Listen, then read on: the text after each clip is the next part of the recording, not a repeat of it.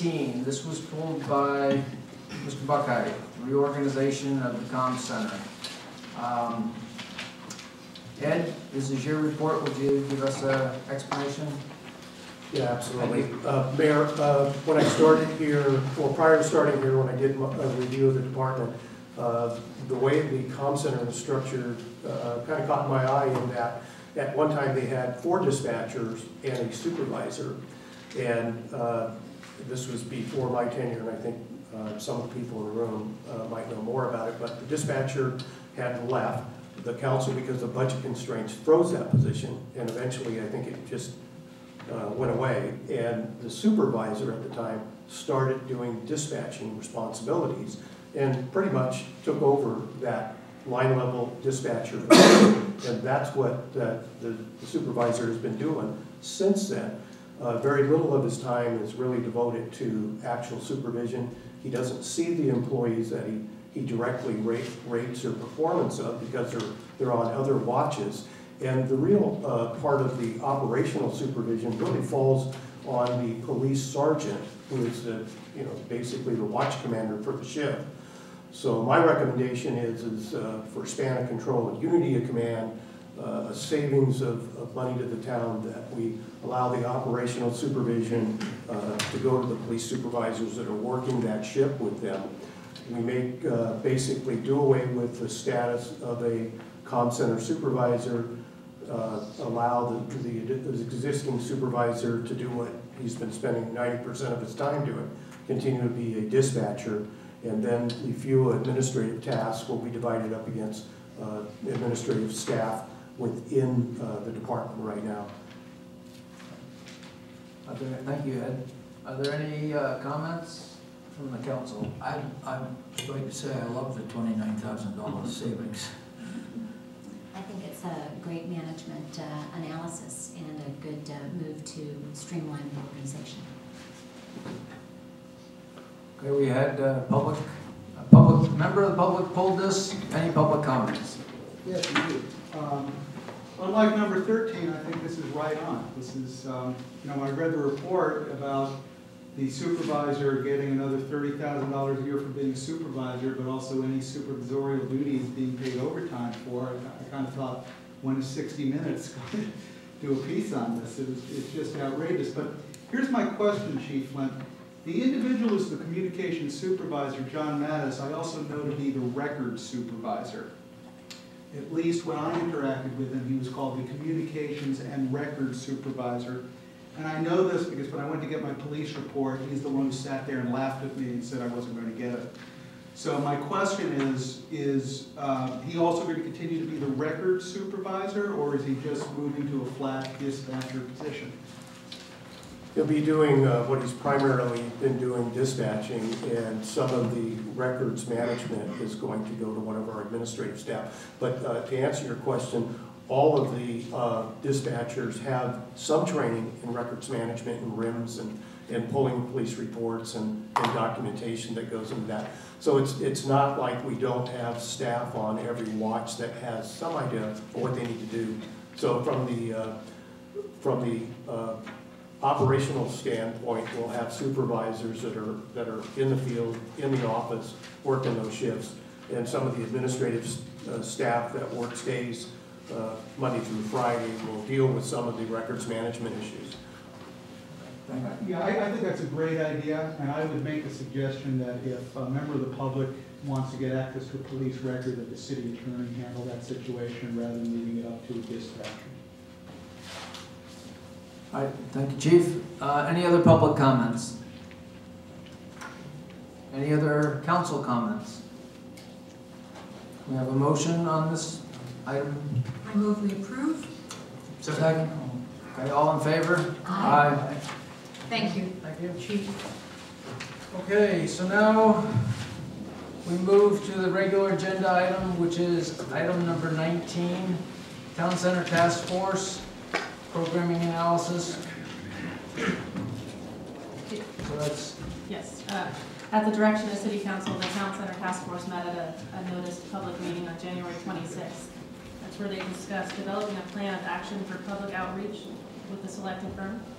I was unable to attend most of that meeting, so I'm going to defer to Vice Mayor Lewis, who chairs that committee. All right, so we're here before council, thank you, tonight to report that at our January 26th meeting, the Town Center Task Force met, and under the direction that was given to us in the January council meeting by council, we talked to the preferred architect, Nichols, Melberg, and Rosetto Associates, and discussed with them how to proceed with the Town Center Task Force project. Most importantly, to evaluate and verify the staffing needs, the facility needs, the sizing of the projects, because the conceptual design that had been presented by the architects really had just been based on very little information from the Town Center Task Force, because we did not guide them in a square footage amount. They had the programming information that we had done in 2010.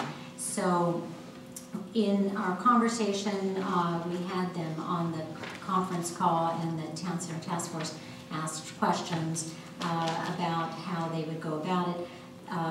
Les Melberg, the principal at Nichols, Melberg, Rosetto, indicated that in a very brief period of time, 1 day or 1.5 days, that he and his staff could come down and do a head count, or evaluation with all the department heads about their current needs, future needs, to evaluate and verify the space requirements to resize the building appropriately.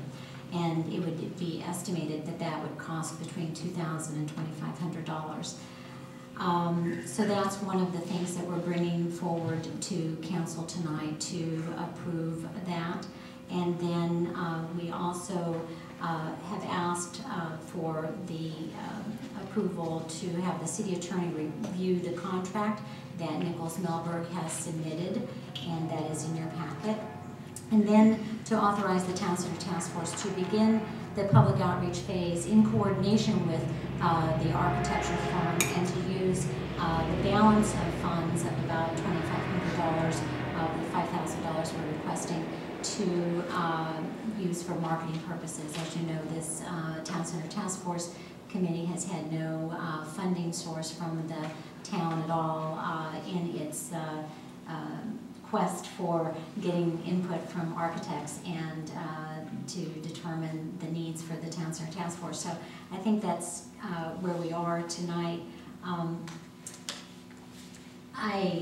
We have a new member on the Town Center Task Force. The mayor is now joined us in the place of Councilmember Carlson. So I'll turn it over to the mayor to make any comments about this. We have been diligent about getting all volunteer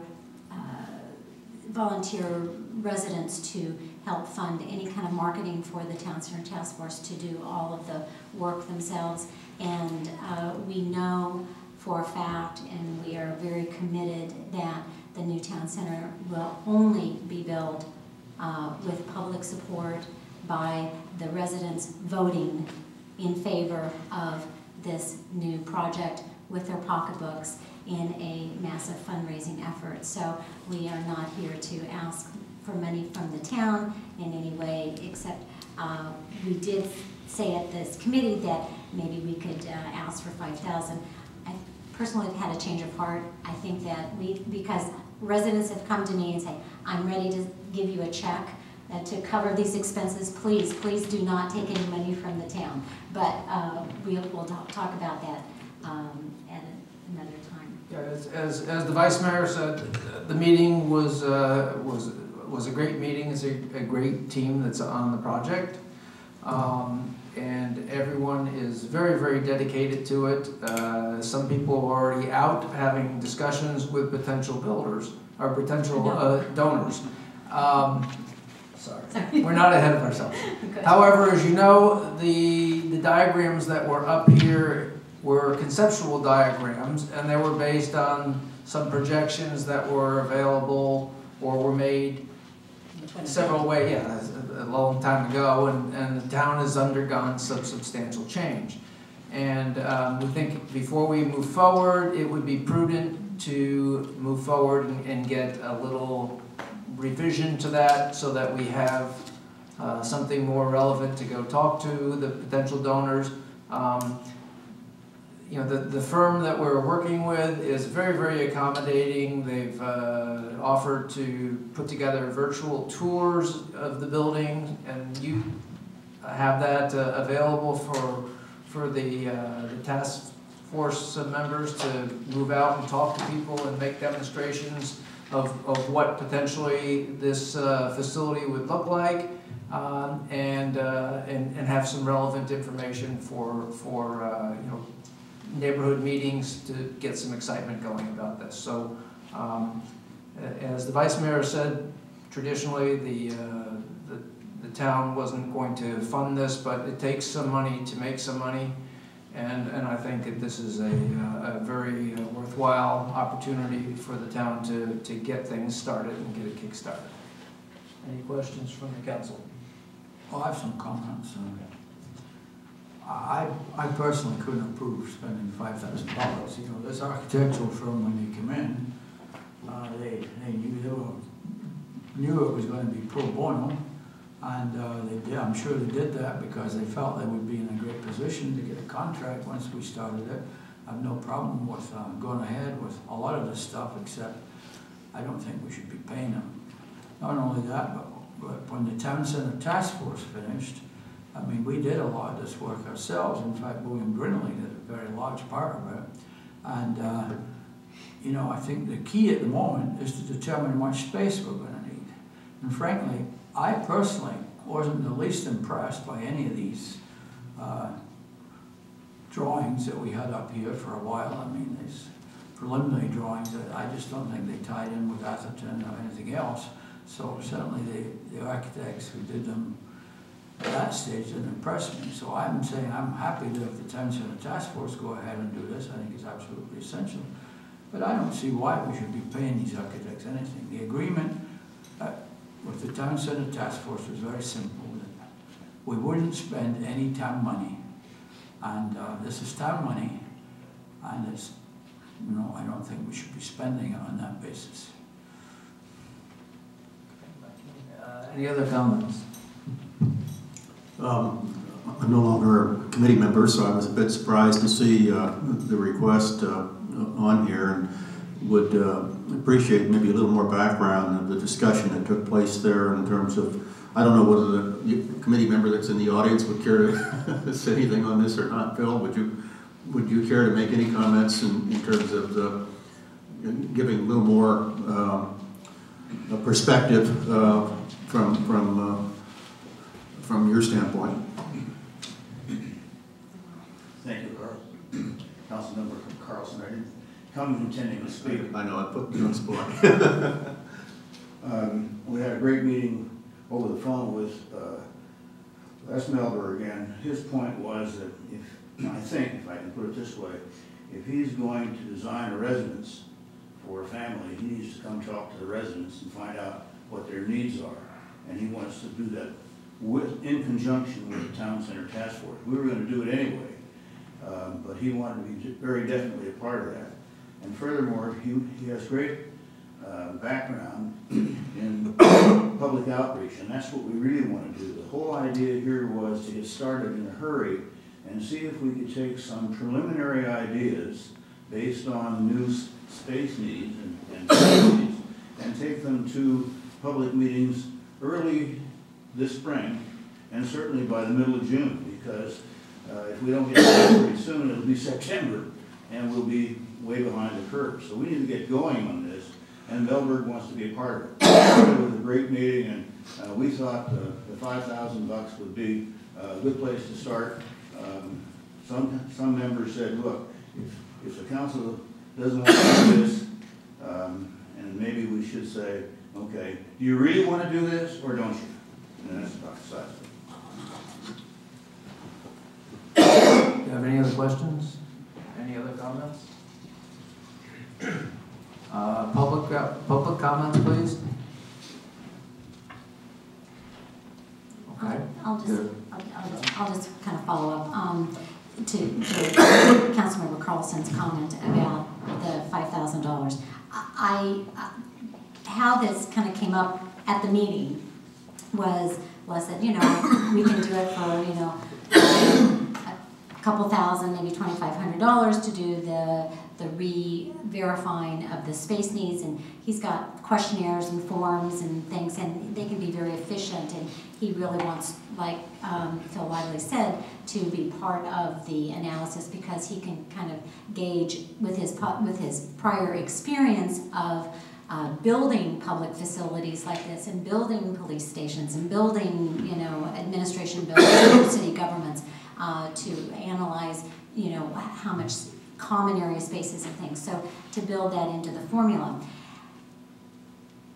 There was, and then it just kind of added on, well, we're going to have some kind of marketing to maybe send out a little flyer or to duplicate some of the printed material to take to neighborhood meetings. Now, I know that we have donors waiting to give us money for this, and we don't, in my feeling, I don't want to take any money from the council, but we're kind of in a little catch-22.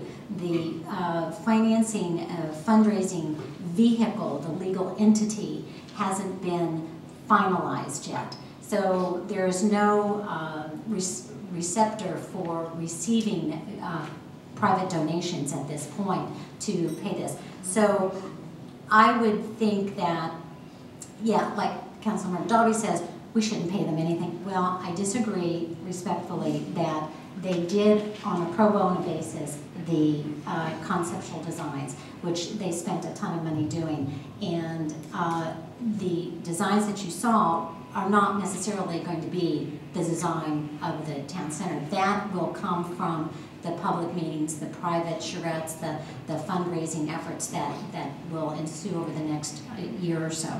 So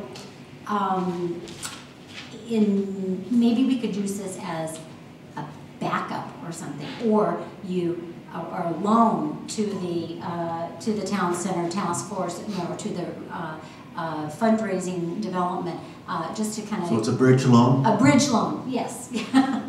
You know, that would be paid back from the fundraising efforts. I think it's a very minuscule amount of money, comparatively speaking, from what the amount of money that some of the other projects are spending. I'm never one to want to spend money without understanding why we're spending it and make sure it's well spent, as you can tell from some of the comments I've made this evening. But I think it's important that we spend money here, and I expected to hear gasps. I think it's important because, as I said to a group of people I spoke with this past Sunday, I think it's important that this town do some good things. There are so many negative things that this town has been confronted with in the past and will continue to be in the future. That's part of life. But we have an opportunity to do some good things here in the form of a town center. And I think $5,000 is little enough for them to be asking for, and it shows a good faith commitment on behalf of this town to want to move this project forward. It's kind of like a donation from the town, and I think we should do it. I'd like to know what kind of public outreach they're going to do, but it's a good group of people who have overseen this project so far, and I do have faith that they're going to do it well and do some fine marketing. The city attorney will be under retainer, and I assume that will not cost us anything more than whatever the retainer might be at that time. And hopefully the architects will come in at the low end of that $2,500. But I think we have to show that we want this project to move forward, and I, for one, fully support moving ahead with it sooner rather than later. Well, I would certainly not have any problem with it if, based on the suggestion from the Vice Mayor, $5,000 was repaid from the funds that we were going to receive from a voluntary contribution. If we do that, I don't have any problem with it. I'd like to say, I agree with Councilmember McKeithen's comments that it's a small amount of money to pay. I also point out, not only to the council, but also to the people in the audience, that the people that were in the Town Center Task Force meeting were so impassioned that if the town didn't want to do it, that the people were all going to pony up their own money. I think that that's a poor way to treat volunteers. And I think that we should really step up, and maybe all of us council members could forego our salary up here. That's not going to take So, very far. I think we could all write a $500 check and it's covered for that. So, but I think that the town is going to be the beneficiary of it. If to get 100% vote, we need to offer a payback. That after all the fundraising is complete, that there'd be the total amount plus $5,000. The $5,000 can be paid back. But No interest. yeah, no interest. Had no interest. Nobody gets interest anymore. I move we adopt this resolution as it is. Second. Okay. All in favor? Aye. That's without the payback? Correct. That's without the payback. Then Well, okay. thanks to the whole council for moving forward this very good project, and I know that the town is appreciative as well. Okay, we move on to item number 20, which is adding to the EIR for the library, the uses that are in the main building, putting them into context and assigning them to certain locations and including that in the space for the analysis. Mike, would you like to talk us through that, please? Actually, Neil Martin will be presenting this. Okay, Neil, sorry. No problem.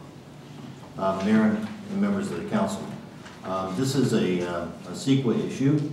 CEQA requires that, and for the audience, that's the California Environmental Quality Act. CEQA requires that an EIR provide a complete description of a proposed project, and that means all of the actions that are necessary to complete or carry out the project. In this case, the council directed the preferred alternative is a location for the new library at the site of the main house in the park. And construction of the library would require demolition of the main house. The main house is the location for several existing uses, including the park supervisor's office, the foundation office, the arts committee office, public meeting space, and other uses. Therefore, the project description must include a description of the proposed disposition of these uses, should the council ultimately select the main house site for the library. The Library Steering Committee is charged by the council to oversee the planning and design process of the new library.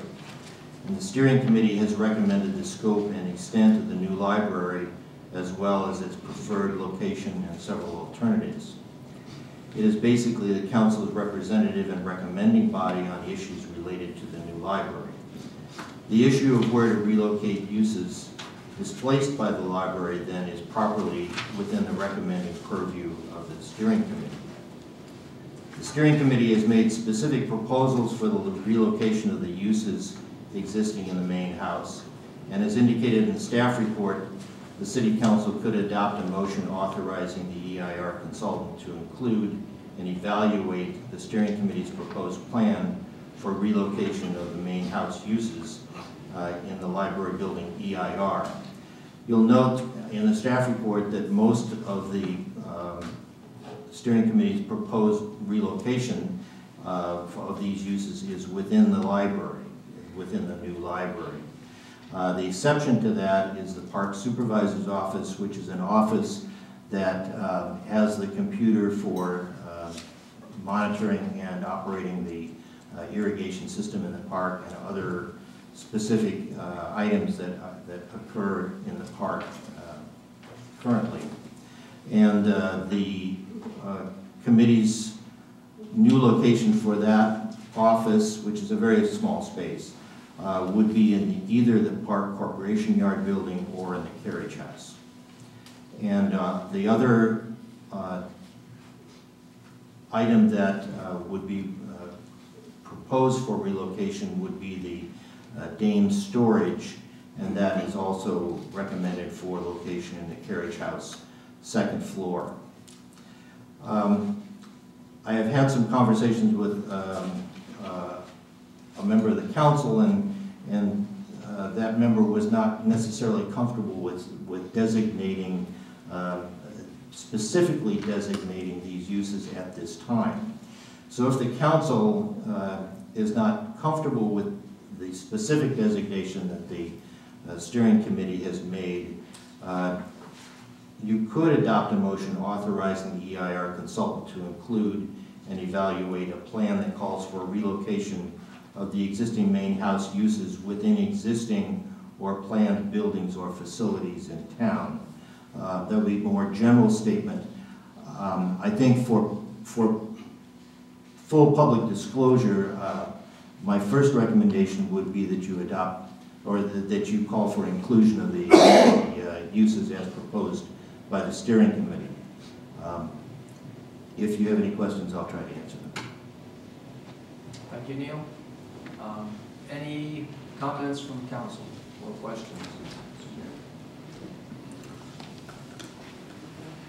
Yeah, I have several comments. I'm the one that didn't feel comfortable about specific designation at this time for these particular uses. I think it's premature. I think the organizations that, like Dames and Foundation and so forth, ought to have a voice in downstream when they know what the options might be that for holding meetings or doing whatever they want to do, type of thing. The intent of this, the reason for this is before us is because the consultants need some assurance that there won't be downstream something else you have to be erected that may have adverse or may have more environmental impacts. Is that correct, Neil? Okay. And so if that's the case, I feel very comfortable with the idea that of saying to the consultant that these uses will be taken care of, either the existing facilities, council chambers, carriage house, or whatever it might be, plus any planned facilities. I wouldn't limit it just to the library. I mean, if we move forward to the town center, that maybe will be that be a meeting room there in the town center that maybe one of the organizations might choose to hold a meeting. So for those reasons, I raised the question as to why we needed to try and cast this in concrete at this point in time. And I think it gives the steering committee a little more flexibility if we don't, so that they don't have to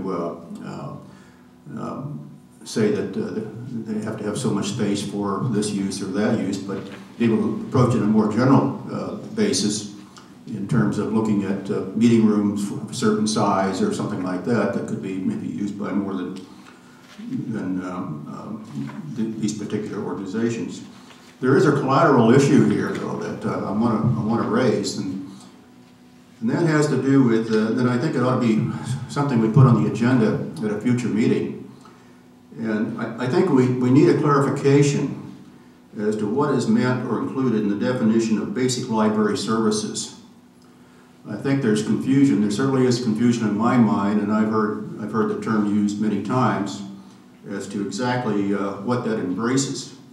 There's not a clear understanding, at least I don't clearly understand, in terms of service level area to be served by the basic library services. And I think that this is a very, very significant determinant of the space factor. We've heard 9,800 square feet as being what is needed for basic library services, and that would be to serve this service level area. And the service level population, the number of people to be served, is certainly a key thing here. Now, I did have a conversation with my colleague over here, a short conversation where he said that the current service, library service area, does embrace these unincorporated areas and the additional population in terms of the definition. Now, I haven't seen that in any official document and I've read through most of the documents. I've seen it mentioned in the needs assessment document, but I haven't seen anything that said that the town was obligated to take that into account. And I raise this because if you look at the map, I would guess that a good number of these people that are in the unincorporated area or go to libraries are using the Menlo Park Library. You're going to stay on topic, okay? Well, I am. This is about space, and I'm just suggesting that this ought to be an agenda item, that we ought to ask staff to get together with the county to really define this topic so we can address it at a future council meeting. I don't think that's a good suggestion. Any other comments on this? I do. I have a comment. The same, I guess, thoughts passed my mind, and I didn't have any conversation with anybody, about this, but that why, in the purview of the Library Steering Committee, are they authorized or empowered to designate where these uses are going to be relocated, and why are they so narrow in their scope of potential relocations? I mean, there's a number of other locations that any number of these uses could be located, not the least of within the new town center project as a possibility, or in existing space that the town does have. So the other question I have is, how can some of these uses be included in the library when the library donor city funds is supposed to be for library uses only? Are you redefining the terms of what a library use is? I don't have an answer to that question. And then I hear what you said, Neil, that you are recommending this because of why, rather than the broader scope of the recommendation? I didn't understand that. I think I said that in an effort to have full public disclosure of the project, what the project description is in the EIR, that I think it's best to be more specific than less specific. However, again, if you choose the second alternative, that's fine. In response to the first portion of your question, I think it's at my urging that the steering committee develop this plan. I think they would have preferred not to come forward with a plan, but again, as I've seen in CEQA over the years, the more specific that you can be, the better off you are in describing a project. If this were a private developer, and I know it's not, the staff would be insisting that they be very specific as to the plans that are proposed for the entire project. Here again, I think it's better for full public disclosure if the council, as the project proponent, comes up with a plan that describes what is being proposed. Okay, so again, I ask, why, how can some of these uses become part of the library facility when they're not library uses? That I would ask the steering committee to respond to. Before we do that, may I ask a question, please? As with the overall EIR process, where we set what we thought were going to be the maximum bounds of the facility and what is the potential upper bounds of the library itself, for doing the analysis, isn't it prudent to have worst case planning? It doesn't necessarily mean that these items have to go into the library. We can always change our mind and then the library becomes smaller. I don't think that these items, and correct me if I'm wrong, these items are causing the council to actually be making a decision that these things are going to be there, because the overall design for the library and the ultimate size of the library has to come back and get approved by the council. Is that correct? That's exactly right. This is merely for evaluation in an EIR. This is not an approval by the council or even endorsement of this particular plan. And it's prudent to do worst case thinking at this time, exactly. Because if you decide later on, then it's scrapped or could potentially impact and cause you to go back and redo the EIR. That's correct. Thank you very much. Are there any other comments from the council before we go to the public? With regard to, I think someone on the council made a statement that, I believe it was Councilmember Carlson, that some of these people should be consulted. They were, many of them were consulted. With regard to the park supervisor, I did speak through emails with Mike. The Arts Committee has been consulted